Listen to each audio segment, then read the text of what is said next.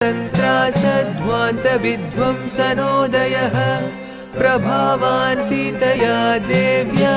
परमव्योमभास्करः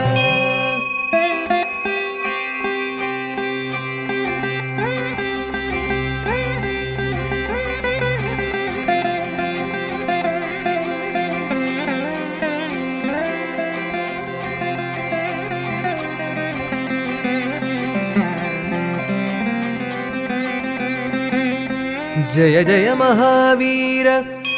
महाधीर धौरेय देवासुर समर समय समुदित निखिल निर्जर निर्धारित निरवधिक महात्म्य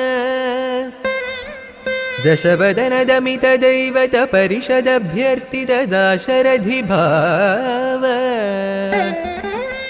दिनकर कुल कमल दिवा